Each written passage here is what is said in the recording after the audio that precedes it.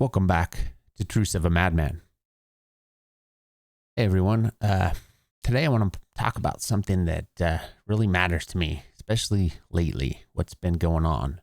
And that is free speech, censorship, and the way that platforms handle history. A fellow YouTuber I respect named Hakeem, or at least his channel name is Hakeem, recently had his video about Tiananmen Square taken down with a copyright strike, supposedly for hate speech. Now, if you know Hakeem's work, you know he approaches things, very with respect and in depth. He does his research. So I want to react to his video. It was taken down, but I found a way to get it, so we're going to watch it.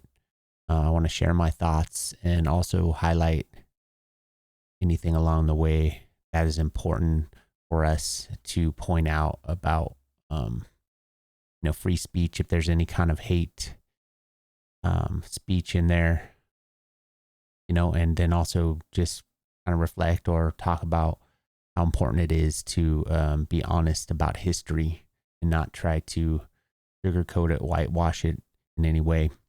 So let's do it, guys. Let's check this video out, huh? All right, so here it is. We're gonna start it from the beginning. And I'm hoping that this isn't gonna give me a strike, but I'm taking the chance because I think this is important, like I said. So here we go. Let's watch this. I'll probably pause it along the way to say anything important, or at least anything I think is important to what we're talking about. Okay, so let's go.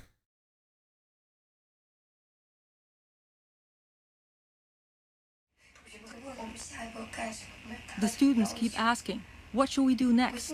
What can we accomplish? I feel so sad, because how can I tell them that what we are actually hoping for is bloodshed?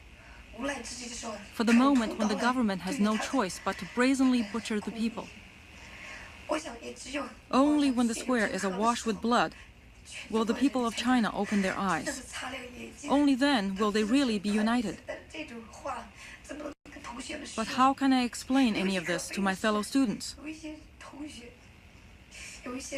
And what is truly sad is that some students and some famous, well-connected people are working hard to help the government, to prevent it from taking such measures. This is Chai Ling, the self-declared supreme leader of the Tiananmen Square protests. We'll get back to her soon. How about this, then? Tank Man is usually presented to Western audiences as some regular, brave guy standing up to a ruthless, authoritarian regime.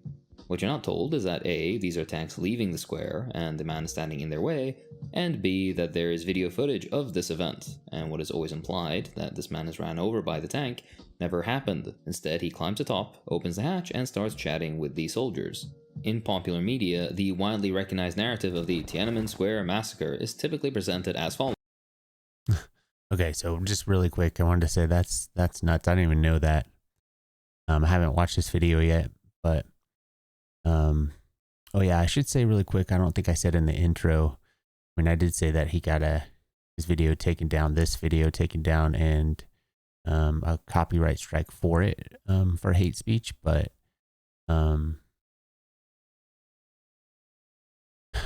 this, I haven't watched it yet, so I don't know exactly what is going on in this video as far as why they would say it's hate speech. So I mean, that's why we're gonna see here if there's anything like that. Like my guess is there isn't, because just knowing Hakeem and his other content that I've seen, I don't think there's anything that would necessitate this to be taken down. So anyway, here we go. In June of 1989, the Chinese government imposed martial law and deployed the military to quell a pro-democracy and freedom protest led by students. Troops and tanks entered Tiananmen Square and opened fire on unarmed protesters, resulting in the deaths and injuries of hundreds, if not thousands, of people. Some of the more exaggerated versions of the story include claims of tanks crushing students and machine guns being fired into the crowd, with bodies littering the square. All of the above is a lie. It never happened. So what did? Holy shit. Back to the video in just a second. Okay, first some background.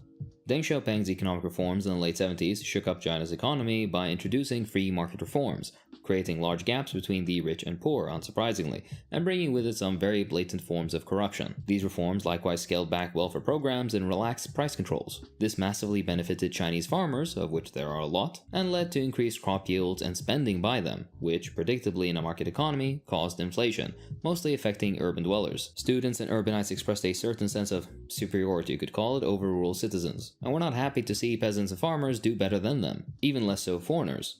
Following cuts to tuition subsidies, students began protesting the presence of African exchange students. Like most foreign students, the Africans enjoyed greater standards of living in China, and some dated local women. Among the signs in the crowd at Heihai on Christmas Eve, 1988, were placards demanding greater democracy, alongside ones proclaiming "Death to the Black Devils." I don't think you've ever seen this in any of the commemorations. The political discussion of the era was very complex and spanned the entire political spectrum, of course. That's not... Okay, so I want to say this really quick. Just right away, we can see, I mean, if you're taking Hakim's word for it, which I do, but anyway, we can see right away that the history that is put out there in the mainstream media, or even at the time of this happening in the 80s,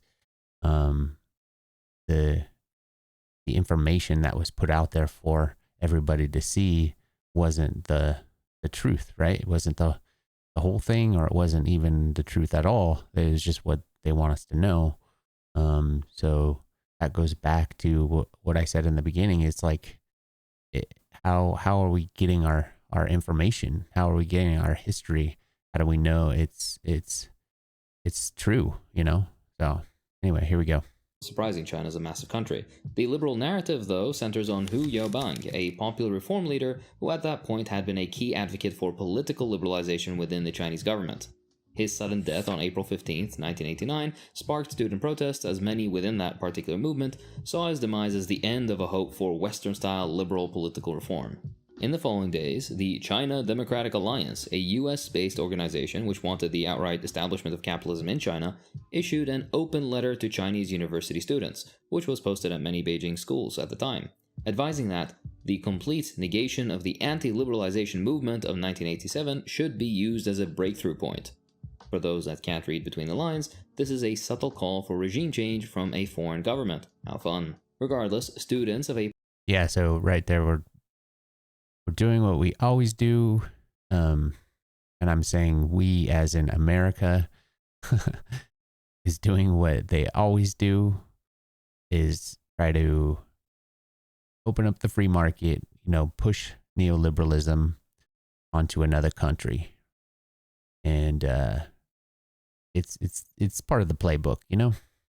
Particular class background began to gather in Tiananmen Square to mourn Hu Yaobang and voice their frustrations with the government. This subsection of protesters, which the Western press overwhelmingly focused on, demanded, on paper, Western-style democracy, government accountability, and civil liberties like freedom of the press and speech, largely inspired by Hu. In reality, their interests were different and their demands were different. These weren't representatives of the collective will of China, but instead a layer of the intelligentsia who wanted to be elevated and given more privileges, such as more political power and higher wages in their subsequent careers. When workers organized alongside them, students treated them with contempt. Despite their alliance on the square, educational and class differences continually hampered their relations. These students were not, after all, Lao Baixing, meaning common people. They exhibited awareness about the articulation of economic demands by other groups and wanted to keep the movement exclusively under their control. They would go on to cordon off their marches from those who weren't students or so-called intellectuals afterwards. What started as a small gathering grew into a larger protest, with up to 1 million people joining in, though that was only at the very height. Towards the end of the protests, it would have been less than a tenth of that. Students set up makeshift camps, organized speeches, and created posters and banners displaying a wide variety of political positions, many of which including differing flavors of Marxism. Interesting that student encampments in the US aren't very popular politically. That can't possibly be hypocrisy. Anyways, despite the festive atmosphere, there was an underlying tension, and on April 19th, a number of protesters attempted to storm Zhongnanhai, the headquarters of the party. This, along with certain very clear calls for the overthrow of the government by liberal student leaders, got the government's attention, unsurprisingly. Many more developments, including a struggle within the party itself, increased the seriousness of the movement more than the students themselves had realized. It would take an hour to go over the specifics, so refer to the articles at the beginning of the video if you're interested. Regardless, martial law was declared over the area, but troops failed to arrive in Tiananmen Square in the middle of May because of roadblocks the students had set up around the city, and since the troops had orders to avoid violent confrontations, particularly with the students, it was difficult to enter the city as planned. Despite these martial law regulations, though, the Chinese media allowed Western press to continue to make use of its transmission facilities. So much for a dictatorship, I guess. On May 27th, the Federation of College Students decided to represent their movement with a symbol, which was a plaster reconstruction of, I shit you not, the Statue of Liberty in Tiananmen Square, as if you needed any more information about where their ideological underpinnings lie. All this will become clear very soon. CIA cables gloated about how they wished this would anger the Chinese leadership, and in vague terms may have even ordered it. How about some more proof? Liu Xiaobo, a major protest leader who just 1 year prior called for the outright overthrow of the Chinese government, the institution of complete market reforms, and the replacement of Chinese culture with modern culture, read Western culture, that's what he meant, would arrive back in China from New York just in time for the protests, and would now call for armed struggle against the Chinese government. His reverse weeabooing for the West doesn't stop there, by the way. He's on record saying, it would take 300 years of colonialism to transform China. In 100 years of colonialism, Hong Kong has changed to what we see today. With China being so big, of course it would require 300 years as a colony for it to be able to transform into how Hong Kong is today. I have my doubts as to whether 300 years would be enough. Yikes. Since the beginning of June, following 2 months of on and off protests, troops slowly made their way into Beijing. A number of these troops moved towards Tiananmen Square. The troops continued their negotiations and almost reached an agreement with the students that would have ended the protests. But this was sabotaged by the more radical, violent elements of those same liberal protest leaders looking for a fight, not a solution. On the morning of June 3rd, more attacks were made on military vehicles. Reporters for Time magazine stated, by 7 a.m. though, students and young workers outside Zhongnan High were smashing their way into 2 military buses filled with light machine guns and crates of ammunition. As for isolated pockets of troops hemmed in at the intersections and overpasses around the city, the crowd was not in a mood to merely lecture them. In some places, the troops were stripped almost naked, chased or struck by angry citizens. Other injured troops had difficulty getting to hospitals as mobs deflated or slashed the tires of military ambulances. This isn't the least of it. I'm not gonna show any of the footage, but the violence reached such a point that unarmed soldiers were burned alive. Some calculations... Damn, so... Yeah, I didn't know any of this, honestly. I mean, I'm not... really educated in the history of Tiananmen Square and what happened, but like this is the opposite of what I've ever known. And so basically the students were trying to change the government to a like Western American open market government, and they were the ones that were being aggressive. Wow. Okay, here we go. And so far, no hate speech in this at all. So, but we got a ways to go. So let's keep going. Have up to half the dead being PLA soldiers trapped in their armored personnel carriers, buses, and tanks as the vehicles were torched. Others were killed and brutally mutilated by protesters with various implements. Damn. These events that actually happened are instead overshadowed by mythical tanks running over people in tents, which never happened. Only after this did the government respond with violence in turn. The decision was made to bring in the troops which remained outside Beijing. At 6:30 on the night of June 3rd, the announcement was made around Beijing that people should remain in their neighborhoods and stay away from Tiananmen Square. Around midnight, soldiers stationed about 3 miles west of the square are said to have started firing indiscriminately at unarmed civilians in the streets. Chang'an Boulevard in particular became the scene of intense and brutal confrontations. People staying at the Beijing Hotel, close to the square, reported seeing troops open fire on unarmed citizens who were too far away to pose any real threat. This is, however, countered by other Western reporting and comments from protesters that said no indiscriminate firing ever occurred. Estimates suggest that between 200 and 300 people, both civilian and military, were killed during these confrontations back and forth. A lot of the violence happened as troops tried to push through the barricades and crowds. As for the square itself, a Taiwan-born singer and composer, Hou Dejian, who joined the student protesters at the square and negotiated with the Chinese army commissar, said, "During the whole withdrawal process, I didn't see a single student, other citizens, or soldiers killed in the square, nor did I see any armored troop carriers rolling over people." Richard Ross from CBS News reported being held by Chinese troops while driving through the square and didn't see any bodies or signs of a massacre. Additionally, James Miles, BBC's Beijing correspondent, said, "There was violence in Beijing, but no massacre in the square itself." Accounts from diplomats are very similar. A Chilean diplomat inside the square noted that while there were sporadic gunshots, most troops had non-lethal gear like batons and clubs. This particular diplomat's account supports the view that there was no mass shooting in the square itself. Even US embassy cables later released or unwillingly released by WikiLeaks, confirmed that the worst violence happened outside the square, especially at Mushidi, 3 miles west. These accounts from a diverse set of people and motivations challenges this widely held belief that there was a massacre within Tiananmen Square. The Chinese government always claimed no one was killed in the square, but they don't deny the serious violence and deaths that occurred in the surrounding areas. These reports from Western diplomats and journalists back that up. The Chinese government's account of the events was initially dismissed as propaganda, of course, but turned out to be more or less correct. They reported about 300 deaths, which is true, including many soldiers of the PLA. In contrast, Western sources seemed to decide at random what the death toll was. They claimed and still claim that thousands had died, ranging from 2,600 to as high as 10,000 people. Nicholas Kristof from the New York Times suggested, basically by guessing, that about a dozen soldiers and policemen were killed, along with 400 to 800 civilians. On the 12th of June 1989, the New York Times published an exhaustive but entirely fabricated eyewitness report describing brutal mass killings in the square. Eyewitness accounts and later investigations, though. Okay, man. This is crazy to me. How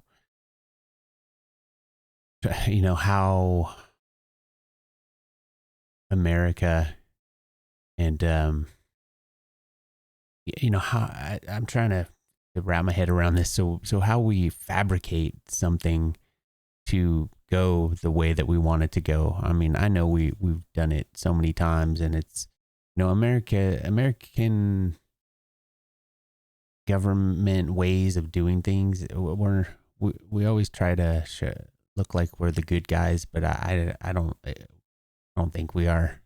We are not the good guys, and this is just proving it. And this is also proving that the way that history is portrayed, the way that information is given to us is not always the way it really is. So that's why you have to look into it, Revealed that the Chinese government's claims were basically correct. These inflated numbers and presentation were a part of a concerted effort by Western media to craft a very particular narrative, the typical brutal authoritarian regime committing horrific crimes against humanity because the leadership of a particular country isn't a US puppet, and Western capital can't exploit local labor to the fullest while also stripping the country of all its natural resources for cheap. Israel. Yeah, so that's exactly what it is right there. It's capitalism. It's America trying to force capitalism and neoliberal ideology onto another country, and when they're not that way, then we're trying to frame it in that way and make it turn it into something that it's not, I guess, the best way to put that. So I mean, like I said, it's from the playbook, the American neoliberal playbook. Never gets this kind of coverage in the American press. Why is that, I wonder? And if the West just making stuff up about the incident wasn't enough to completely discredit the grand myth they built, actually existing evidence in the form of aerial photos of the conflict zone showed over 100 military trucks and armored vehicles torched, lynched PLA soldiers, and, most shockingly of all, demonstrators actually stripping the automatic rifles off of soldiers who put up no fight. Yes, seriously. Tells a wildly different story insofar as telling the truth about the incident is concerned. But do you see just how far from the truth the Western telling of the story is? Well, if you've been keeping up with the news at all, none of this should be any surprise to you. This is an important note. Many of those killed by the army were in the western part of Beijing and on the way to the square, not in it. This may sound like a distinction without a difference, but it's not. Tiananmen Square is enclosed enough that the image conveyed by claiming there was a massacre in the square is one of shooting fish in a barrel, which is to say that it implies the soldiers were just blindly shooting into a restricted mass of people, which is horrific, but isn't what happened. Now, the Tiananmen Square massacre has become a massive Mandela effect moment, a collective false memory, pushed by Western media despite numerous reports and eyewitness accounts to the contrary. So what really happened that day? Well, for starters, this protest was not as spontaneous as it appeared. In the days leading up to the confrontation, the US government was actively involved in promoting the pro-democracy protests through a well-funded, internationally coordinated propaganda machine, much of which came from Voice of America. The protests were also not one ideological trend, but representative of a broad spectrum from working-class Maoists upset with Deng's reforms to liberal urban elites hoping that political reform would bring with it asset speculation and Western-like managerial salaries, and to hell with democracy if it suited them. Guess which section the Western press focused on? Where Kai-shi, a leader of the protests, said it in even plainer terms. So, what do we want? Nike shoes, lots of free time to take our girlfriends to the bar, the freedom to discuss an issue with someone, and get a little respect from society. Lofty ideals, clearly. Oh man, this is crazy. We are totally given the false history on this. So and like I said earlier, so far no hate speech. I don't know why they would remove this and give a strike to him. Crazy. But we'll talk more about that at the end. When soldiers, who were not given any orders upon arriving on the scene, entered the square on June 4th, 1989, they didn't swarm in, guns blazing. No, instead, a small group of soldiers showed up, unarmed, and spoke with student leaders. More troops arrived, and negotiations were eventually interrupted by violence called for from liberal radicals in the crowd, who would go on Western interviews calling for bloodshed because it was supposedly the only thing that would bring change. So again, while most people were there in good faith and looking for mild reforms, people like Chai Ling, that you saw in the beginning of the video, had ulterior motives. She admitted in an interview that the goal was to provoke the government into a violent crackdown with the hope that it would topple the Communist Party. Oddly similar to the desires of the US, I couldn't possibly understand why. She not only called for bloodshed, but thought that she herself was too important and that she should leave the square should any violence happen. How quaint. She's also on tape talking racist nonsense about how the Chinese aren't worth the effort. Additionally, reports from the time describe how these liberal anti-government fighters were highly organized and grouped themselves into formations of 100 to 150 people around the square, not inside it. They armed themselves with Molotov cocktails and iron clubs to use against the still unarmed PLA. Once the confrontations escalated, the deaths began, starting with dozens of soldiers and later protesters.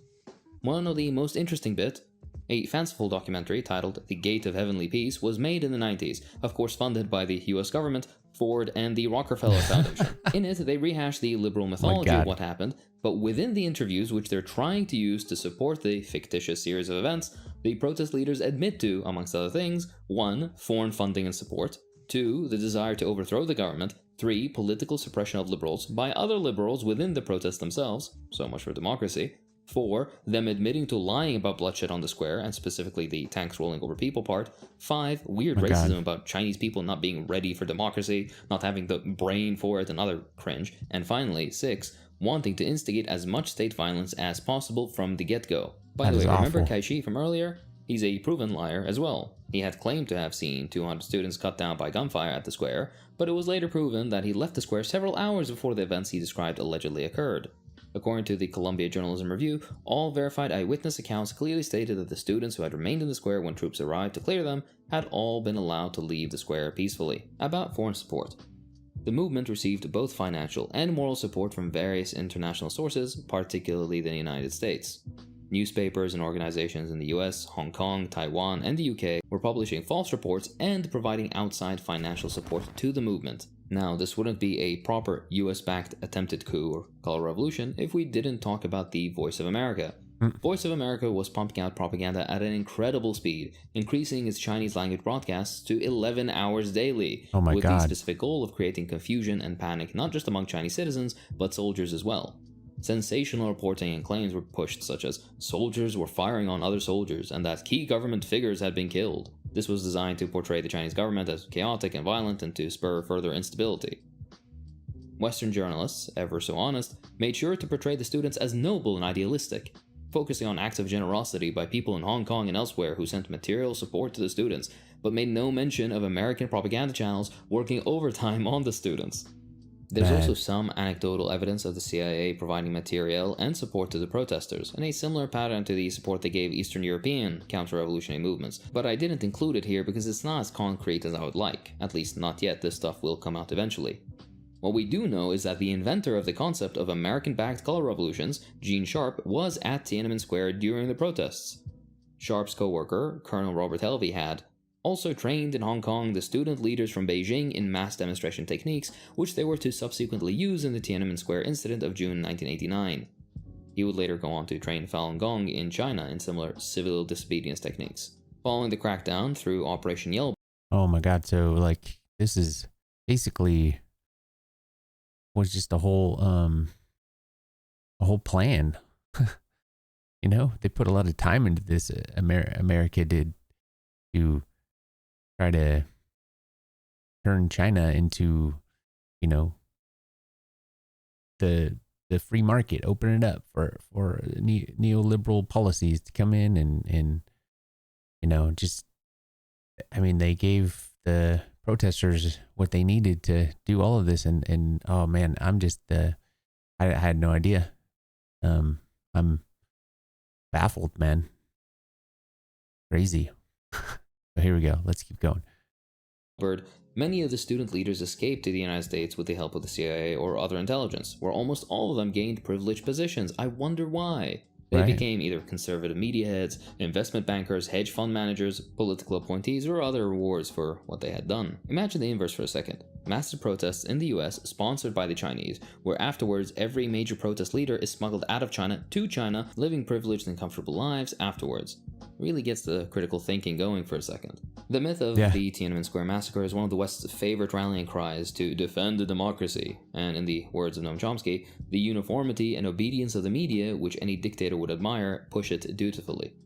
A few years earlier, in the spring of 1980, the US-backed military dictatorship of the Republic of Korea put down the Gwonju democratization movement, with an estimated dead of up to 2,000 people. In the beginning of 1989, just months before Tiananmen Square, the US-backed right-wing Venezuelan government of Carlos Andres Perez squashed protests that lasted 9 days, where up to 1,000 people were slaughtered by the Venezuelan military. To quote the Red Sails article I recommend you read, "It should strike us as strange that these comparable incidents are not taught to anyone in the West, let alone commemorated in a yearly fashion. Could it possibly be because they don't actually care about freedom and democracy?" Yeah. Yes, it's absolutely that. The reason the Tiananmen Square event is propagandized to this level is because China is a geopolitical enemy of the US, not by choice, but because they dare to grow their economy on their own merits and to eventually challenge the US's unipolar domination on the Earth. For the leftists listening, read section 5 of the Red Sails article. Since China has been slandered so much over an incident that didn't happen, as popularly believed, and since the US is the main culprit in the creation and perpetuation of the myth, let's take a look at some events in the US that were as bad or worse than the events of Tiananmen Square, that basically nobody knows about. With World War I out of the way and the Spanish flu being contained, it was time for taking out some anger on black people, a favorite American pastime. In 1921 Oklahoma, in the town of Tulsa, African Americans had built a fairly wealthy community called Greenwood, an extreme rarity at the time, nicknamed Black Wall Street. The massacre, known as the Tulsa Race Massacre, took place on the night of May 31st and continued into the morning of June 1st, 1921. White residents of Tulsa launched a devastating attack on Greenwood, sparked by inflammatory coverage in the Tulsa Tribune regarding an alleged rape attempt by a young black man on a white girl that was almost certainly either an exaggeration of an innocent interaction or entirely fabricated, both of which are historically common tactics used to justify violence against black people or colonial subjects. Just look at Palestine. Regardless, the economic success of the Greenwood community simply made them a convenient scapegoat.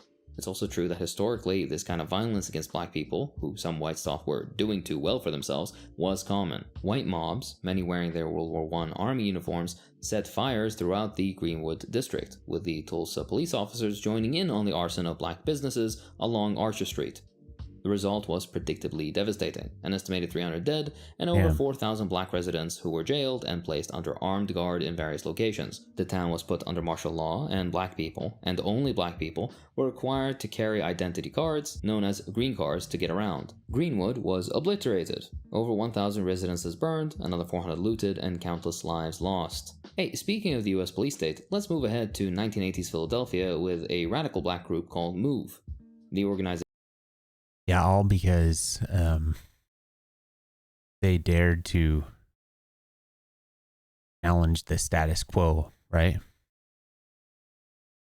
And it's like the United States can't have that. It can't have the world, especially seeing that there are alternatives to what we have now. And honestly, what we have now is getting in the way of us as humanity, as humans moving forward.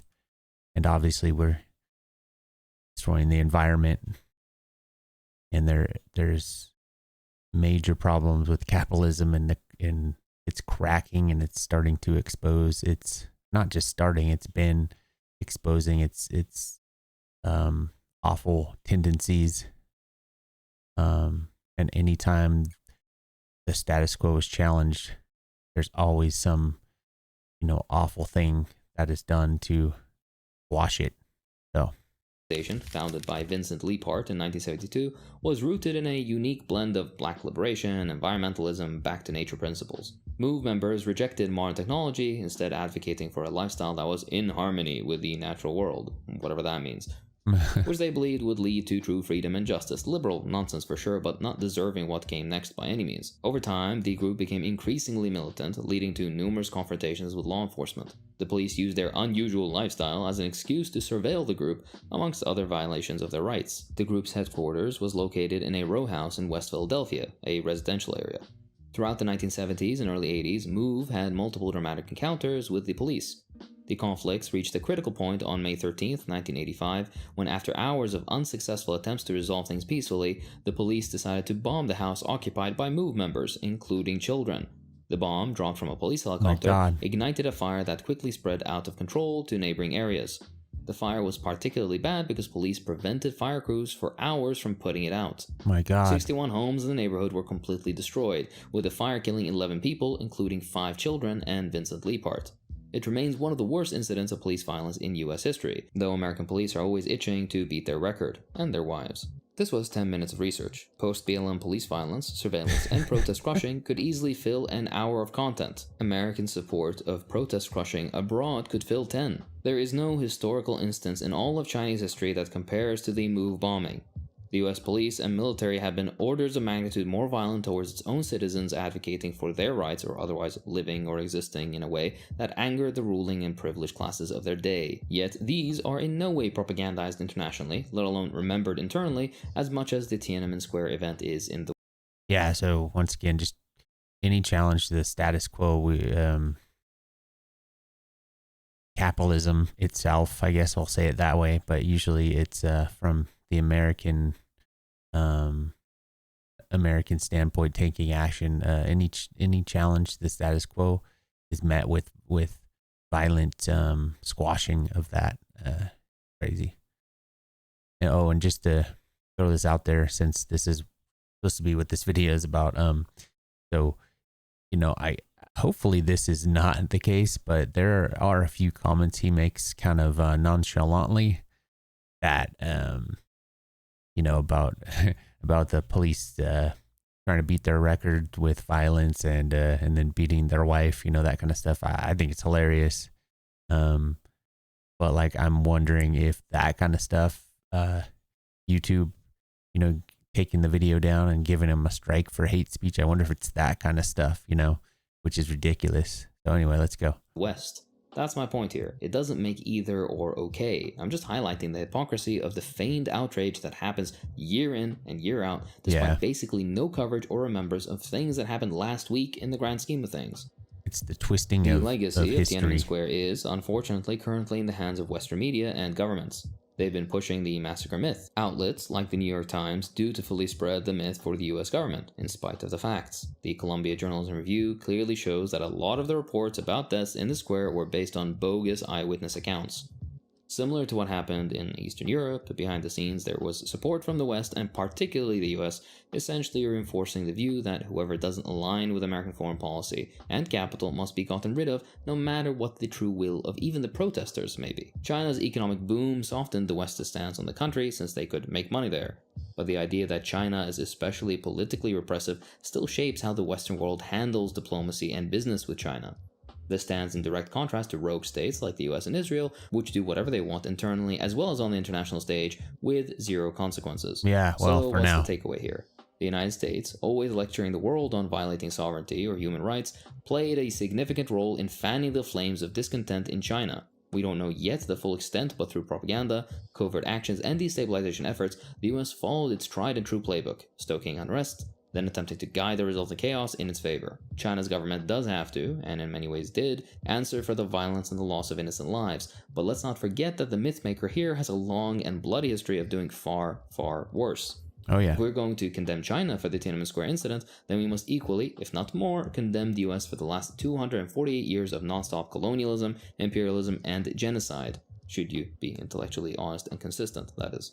The best resource list I can recommend for further reading is the Shao Collective collection, as you see on screen now. Oh, so what do you think, you guys? I mean, there's a lot I could say about this, but I think I'm going to kind of try to keep this on topic to what I wanted this video to be about. So for one, first and foremost, I didn't find any hate speech in there. I just found honest commentary. There, like I said, there was a few little comments that were supposed to be funny, and I thought they were funny. So I'm hoping that he didn't get a strike for those things, because man, the main thing I wanted to point out about this situation, when I found out about it, because to put it into context, he put a post out there yesterday, I believe, where he was basically showing that he got a copyright strike for this particular video. And I was able to find this video on another platform that I pay for, but I had never watched it. So I saw this and I'm like, what the hell, you know? And the first thing that immediately came to me about this was the attack on the First Amendment, which is free speech, which, you know, America always wants to tell us that we're always being attacked. Our democracy is being attacked, which is ridiculous. And our freedom is being attacked. And that's what we're fighting for all the time with all of the things that we do. Right. It's just a way to try to confuse the masses, with the truth. And so right now I feel like, well, first of all, I feel like, our freedom of speech, especially because of the internet, is one of the actual freedoms we do have still, which is awesome. But lately I feel like that has been being attacked, you know, and I won't get into it too much, but like for the Charlie Kirk stuff going on, a lot of people are having mixed emotions, and it's a politically charged situation, right? But you know, Jimmy, I'm sure everybody probably knows about this, Jimmy Kimmel getting canceled, possibly for good, for, you know, saying something about this on his monologue on his show, you know. And obviously Donald Trump appointed the head of ABC that this show is, you know, funded under. So they have control of this media. And when I looked at what Jimmy Kimmel actually said, it wasn't really poking anything directly at Charlie Kirk. It was at Donald Trump, you know, and how he is. So anyway, there's no possible way that can be, you know, that can be anything else but an attack on our freedom of speech right there. And so kind of bringing this all together, I know it's not on the same level. This is a YouTuber, but it's a known YouTuber, you know, with lots of good content, and is trying to tell true history, I believe. I mean, obviously it's biased, but everything is biased. And would you rather listen to mainstream media, which gives us a ton of lies and frames everything and paints everything with rose colored glasses, you know, for the United States? Would you rather just be given false information and live in some kind of bubble that is especially if you're working class, it has nothing good in store for you? Would you rather have that, or would you rather have real people telling us real history like this? There's no way that this is also, to me, an attack on freedom of speech, our First Amendment in America. This is actually an attack on our freedom, not you know, everything else they try to feed us, you know, to keep us in line. So that's what I wanted to say here. This stuff is getting me more and more upset because, like I said, I feel like the little bit of any freedoms we do actually have for real in the United States are slowly being attacked and picked away at until we are, it's just the way it goes. Where capitalism is kind of going through the cracks. It's starting to expose its wicked ways, and or it's not starting to. It has been forever. It's just getting to the late stages of it, where things are getting more and more like authoritarian, and we're just going in that direction of of fascism in the United States, and this is just another example of that. So all the best to Hakeem. Hopefully, you can get this strike removed. To me, there is no hate speech in this whatsoever. He's trying to inform us all, and go check out his channel. I'll put the link to his channel in this description of the video. Okay, guys. So I hope you enjoyed this. Hopefully, this made you think. Leave any comments for me on your opinions on this this whole thing, and I hope to see you guys next time. Workers of the world, unite. Okay. We'll see you guys later.